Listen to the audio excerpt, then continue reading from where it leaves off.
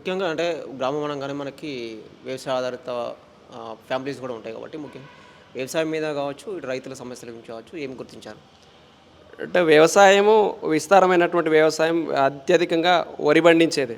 కానీ తీవ్రమైనటువంటి సమస్య ఏందనంటే ఒకటి బాటల సమస్య ఉన్నది. గతంలో మాదిరిగానే పండించినటువంటి పంటకు గిట్టుబాటు ధర లేక సాంకేతికత పెరిగింది. డ్రోన్లు వాడుతున్నారు, అదేవిధంగా ట్రాక్టర్లు వాడుతున్నారు, నూతన ఒరబడితోటి రసాయన మందులు కూడా వాడుతున్నారు. అదంతా చేతికొచ్చినాక పంట మార్కెట్లో పోస్తే దాదాపుగా నెల నుంచి 2 నెలల పాటు నిరీక్షించాల్సిన పరిస్థితి వస్తున్నది. అది వర్షం వస్తే మొత్తం కూడా కొట్టుకపోయి మొత్తం ధాన్యం అంతా కూడా చెరువులో పడ్డటువంటి పరిస్థితి ఉన్నది. ఇది తీవ్రంగా వ్యవసాయ రంగంలో రైతులు ఎదుర్కొంటున్నటువంటి తీవ్ర సమస్య కూడా భావించాలి. అయితే వ్యవసాయ కార్మికులు కూడా ఒక సంక్షోభంలో ఉన్నారు.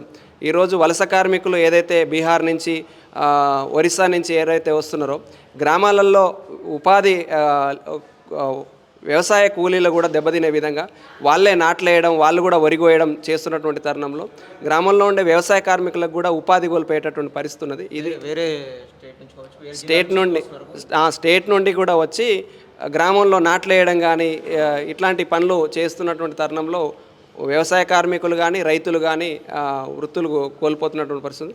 అదేవిధంగా వృత్తులు అక్కడ గీత కార్మికులు అత్యధికమైనటువంటి పెద్ద సెక్షన్. కానీ గీత కార్మికులు వృద్ధులైనటువంటి తరుణంలో కొత్త తరం తాటి చెట్లు ఎక్కేటటువంటి పరిస్థితి లేనటువంటి పరిస్థితి ఉన్నది.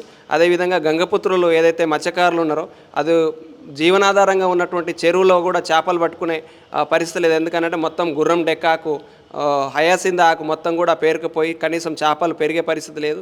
అట్లా లేకుండా వలస పోతున్నటువంటి పరిస్థితి ఉన్నది. ఇట్లా వృత్తులు కూడా అనేక ఇబ్బందులు పడుతున్నారు. కాబట్టి దాని మీద కూడా ఒక సమగ్రమైనటువంటి ప్రణాళిక రూపొందించి వృత్తుల్ని కాపాడాలి. గ్రామంలో వృత్తుల మీద ఆధారపడేటటువంటి వాళ్ళకు కూడా స్పష్టమైనటువంటి లబ్ధి చేకూరే విధంగా కూడా చేయాలనేది కూడా మా ఉద్దేశం. సో ముఖ్యంగా మనం చూసుకుంటే కాంగ్రెస్ పార్టీ ఇచ్చిన హామీ కావచ్చు 2 లక్షల ఉద్యోగాలు కల్పిస్తామని సంవత్సరానికి. ఇప్పుడు దాదాపు 2 సంవత్సరాలు కావచ్చు అనేది ఒక నోటిఫికేషన్. అంటే మీ గ్రామం సంబంధించి కావచ్చు, మీ మండలం, జిల్లా కావచ్చు, ఎంతవరకు ఉన్నది నిరుద్యోగ సమస్య? దాని గురించి ఇతరత్ర ఏమన్నా ఆప్షన్ అంటే ఎంటర్‌ప్రెన్యూర్‌షిప్ సంబంధించి కావచ్చు, స్కిల్ డెవలప్‌మెంట్ సంబంధించి కావచ్చు, అట్లాంటి కార్యక్రమం ఏమైనా మీరు ప్రయత్నం చేశారంటే అక్కడ రాష్ట్రంలో నిరుద్యోగం ఏ రేషియోలో ఉందో గ్రామంలో కూడా అదే రేషియోలో ఉంది. అత్యధికంగా విద్యావంతులు, అత్యధికంగా డిగ్రీ పోస్ట్ గ్రాడ్యుయేట్ చదివినటువంటి వాళ్ళు కూడా ఈరోజు సకాలంలో ఉద్యోగాలు అయ్యాక ప్రభుత్వం వేసినటువంటి జాబ్ క్యాలెండర్ని కూడా కనీసం ఇంప్లిమెంట్ చేయక అటు హైదరాబాద్కు పోయి కనీసం నెలల తరబడి, సంవత్సరాల తరబడి రూమ్లలో చదువుకొని కనీసం పండగలకు కూడా వచ్చే పరిస్థితి లేదు. ముఖ్యమైనటువంటి బంధువులు కూడా చనిపోయినప్పుడు కూడా ఉద్యోగాలు లేక కొంత మొహమాటంగా కూడా వచ్చేటటువంటి పరిస్థితి లేదు. ఆ సమస్య కూడా ఉన్నది. కానీ అక్కడ సెల్ఫ్ ఎంప్లాయ్మెంట్ సృష్టించుకోవడానికి కూడా కనీసం వనరులు కానీ అవకాశాలు కానీ కూడా లేవు. కాబట్టి అట్లాంటి ఆలోచనని రేకెత్తించేందుకు కూడా విద్యార్థుల్లో ఆ చైతన్యం కూడా తీసుకొచ్చేందుకు కూడా మేము ప్రయత్నం చేస్తాం. కానీ యువతలో ఉన్నటువంటి ప్రధాన సమస్య ఈరోజు అన్ని గ్రామాల్లో మాదిరి కూడా డ్రగ్స్కు బానిసలు అవుతూ ఉన్నారు. ఈ డ్రగ్స్ మహమ్మారి కూడా ఆ గ్రామంలో కూడా కొంత ఉంది. కాబట్టి అందరి సహకారంతో పోలీస్ డిపార్ట్మెంటు, ఇతర సైకియాట్రిస్టులతోటి అక్కడ మేము భగత్ సింగ్ విజ్ఞాన కేంద్రాన్ని నెలకొల్పడం జరిగింది.